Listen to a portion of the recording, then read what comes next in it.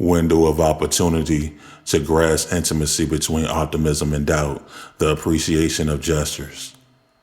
Through the hall of the monastery, within the center stood my adversary, Mr. Judgmental, entrenched in disparaging disposition, fueled by indignation, with his haughty appearance. I already knew the type of foe I was attached to, constantly emitting negative radiation, spewing dishonorable rhetoric, brandishing a sword of exceptionalism. And then there was me in all of my splendor. I wasn't the greatest dancer, but I definitely had a body that would shame Adonis, wielding the dagger of equanimity, vanquishing any negativity within the facility, relinquishing depravity to bring about tranquility, which felt like elegant features and beautiful soliloquy. Rapturous women tending to you tenaciously, ass poking out but gracefully, but unexpectedly despondency arisen insidiously, affecting my presence of mind, immersing me in tumultuous times, imprinting me with a dystopian mind, keeping me confined to the prison of conceptual imputation, restricting visitation from Mrs. Jubilation. But ever so often I would get a whiff of her essence and her fragrance, only to be reminded of my bondage and enslavement. With luck, Mr. Escapism would impart a sliver of entertainment. But before the grips of despair could take hold, a sudden surge of energy plunged forward. I stood there paralyzed as this otherworldly figure took shape, trembling, shivering, quivering, quake. A man materializes in magnificent garb, displaying a magical, metaphysical, mystic ball. Young man, you shouldn't be so fearful, the man said with his dignified mahogany complexion. In order to subdue fear, you must be fearless. Stop identifying with destructive emotions. You that nigga. His words resonated with me. From out of nowhere, a surge of energy swept over me. Behold, the faculty of fortitude. You can harness this power by changing your attitude and practicing gratitude. Fluidity stems from consistency. The kingly gentleman handed me the esoteric scroll of vehemence. As soon as my fingertips touched the parchment, I was energetically thrusted into the interior of creative bliss, which felt like mid-condition's pretty brown eyes, soothing hues, egoless humans harmonizing harmoniously. Gorgeous women that weren't engulfed in hypergamy, men that weren't submerged in hood ideology, an environment that was aligned with my spirit, freedom. An exuberant young man approached me. Nice little spot, isn't it? I nodded my head with a slight smirk. Absolutely. Dante, I'm going to be completely honest. I know all about you. You're very resilient. You shouldn't be so hard on yourself. I know under the right conditions, you would have handled things better. Release the grip of resentfulness. Life is unpredictable. Learn to adapt. Seek your vibratory match. Stop stressing. We're all entangled within the same dreams. Addicts addicted to the same fiends. He patted me on my shoulder. When I turned my head, he was nowhere to be seen. He just vanished. The young man's words comforted me. Melodic music gushed from the stage. The band was putting on a great performance. Art from the Harlem Renaissance smothered the wall. The people were animated. They exemplified felicity. Through my extrasensory perception, I felt someone staring. I looked across the room. It was a stunning brown-skinned woman, regal. I could tell she was fed just by the way she was seated. Under normative circumstances, I would have been plagued by anxiety, but it was something comforting about this environment that stifled my inner turmoil, that gave me enough gusto to converse with the young lady. I was just at my family gathering. They were mad at me. They told me to bring some cinnamon and you over here. She had the type of smile that would have you in the woods with some binoculars. Dante, I extended my hand. She reciprocated. Intimacy. What a beautiful name. Thank you. When I was with her, I was immersed in nirvana, connected like flora and fauna.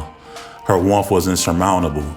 The music switched to a different tune. She started dancing in her seat, becoming more jovial with every beat. So what do you call this place? I said loudly over the blaring music. The Edification Center. We learn how to develop emotional intelligence. You see that over there? Yeah, that's called an IAC, Internal Alchemy Capsule. She directed my attention towards this enormous machinery. Let's check it out. She grabbed my hand and guided me through the crowd. She waved at one of her friends with a joyous smile. We arrived at the capsule. Cool designs embellished the exterior, similar to the designs you would see on a NASCAR. Very sophisticated tech. So basically what you do is, you get inside the capsule, Put the transmutation modulator on your cranium, fasten your harness, and place the thumb on the launch pad for about 3 seconds. The goal is to help the individual transmute negative emotions into positive energy, initiating psychological growth. So basically, weightlifting for the mind. She chuckled, something like that. I couldn't help but notice her shape. She was very curvaceous, slim thick. So do you want to try it out? Sure. At that moment, a beetle landed on Intimacy's shoulder and then flew elsewhere. I climbed into the capsule, fastened my harness, placed the transmutation modulator on my cranium, placed my thumb on the launch pad for about 3 seconds. Purple neon lights filled the inside of the capsule, followed by the voice of Intimacy. Are you comfortable? Yes. Great. If you're feeling overwhelmed and want to parachute to safety, just use the keyword faith. Application instilled. The capsule shuddered. I was tossed into the simulation greeted by the reactive mind, engrossed in perilous death within the pitfalls of irrational fury and the clutches of vicissitude. Destructive emotions alter my attitude. Such a paradoxical villain, a cynical parasite, a relentless heathen of disastrous doom that dwell in the allegorical tomb. Bypassing the fortress of sentimentalities, I was bombarded with an agglomeration of colors. Awe-stricken, I basked in the wonderment.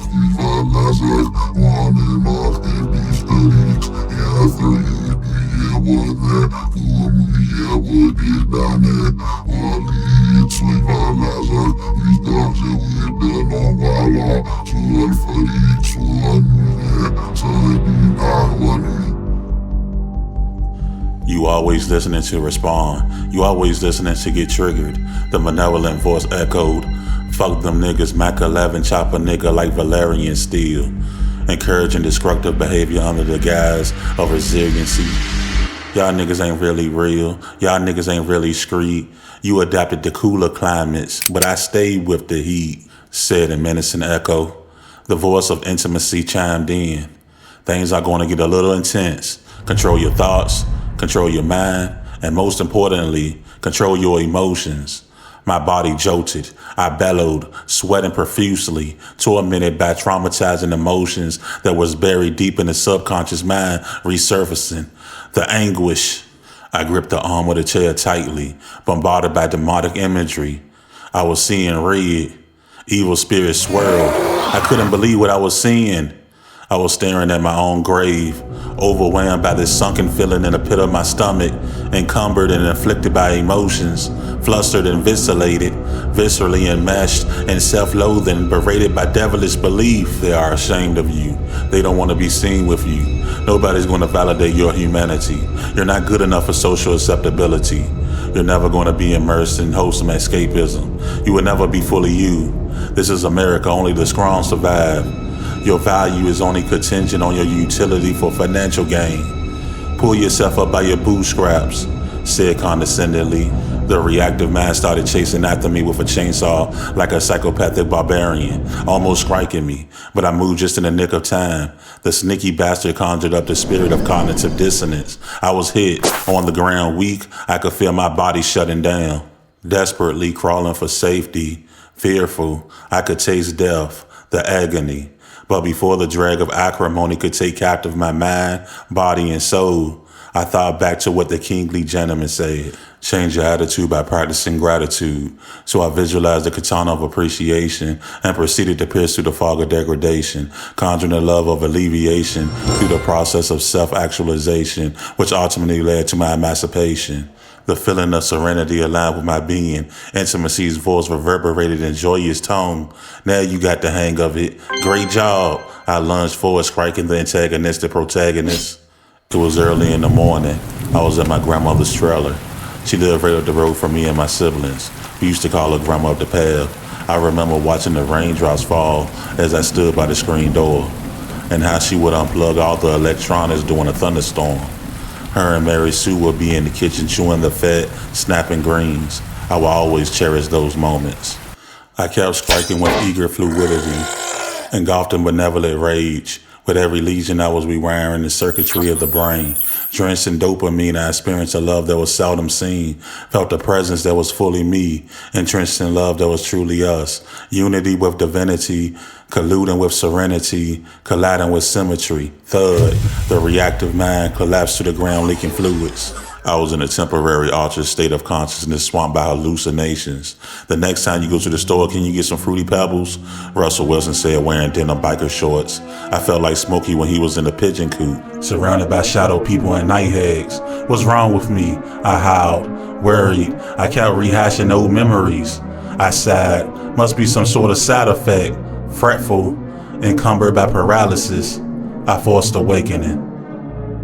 The purple neon lights turned vibrant green. The capsule crawled to a standstill. I was fully conscious, looked around the capsule, unfastened my harness, got up and clambered out. Met by harsh winds and sand dunes, I trudged for hours through the rugged terrain, irritable, hungry, and exhausted, thinking to myself, I was just at this delightful place with the most beautiful woman, and now I'm somewhere in the desert feeling depressed and licentious with a scarcity mentality. Beleaguered, but I kept walking. It was boiling hot, oven-like. The eagle of a variance loomed above like an engorged horsefly, salivating at the thought of me becoming idle. I heard the howling of wild animals. It must have been a figment of my imagination, but I could have sworn I seen a young child on a hilltop waving me along. I wiggled my head and flickered my eyelids. What the fuck? Said in frustration. I guess this is how my life ends, huh? I lambasted, staring at the sky above. It was getting dark, but before I lost all hope, I saw this luminescent orb in the distance with its radiant brilliance. Slowly started to hover over me to get my attention. The light proceeded to move forward, guiding me, leading me to a place that felt like heaven. Abundance and accolades, that's how the road were paved.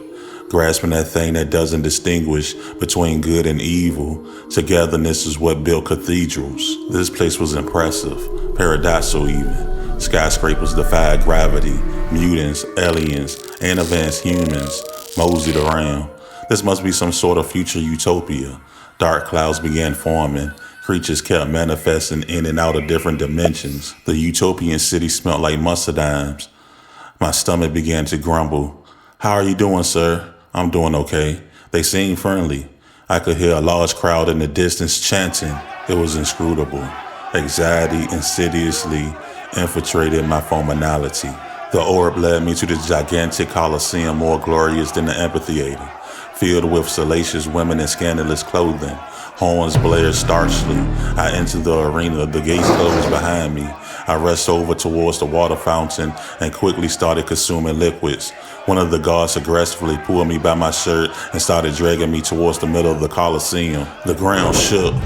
Guards transporting bodies that were beaten and battered to a pulp, some with their organs protruding from their corpse. All you could smell was rotten flesh. Buzzards flocked, feasting. Thunder rumbled from the sky above, electric crackles. The women in the stands couldn't care less. They wanted to be entertained, trying to quench their thirst by watching innocent men being ravenously dismantled, while propping up men that displayed destructive characteristics. The heartless looked onward with a heedless glare. I lifted my head and there stood this tyrant, sadistic, hideous, ferocious, perfidious beast. Free news to everyone who likes and retweets me. #squirt. Before I knew it, the grizzly beast launched a thirst trap. I deserve the world, so I'm gonna give it to myself. #thickums. I was almost devoured by sexual gratification, bombarded with lustful content and meaningless relationships. I was in a low vibrational state. All I could think about was intimacy. I started running. The ghastly beast let out a devastating, destabilizing bird call that left me paralyzed. The ghoulish beast got me in her clutches and began thrashing me. She flung me to the center of the coliseum. In pain, I summoned enough strength to visualize and manifest the mercurial elixir. Gulped it down. I was filled with virility. She tilted her head back and let out a monstrous roar. Pussy so fat the doctor said I needed to lose pussy fat. #insulin.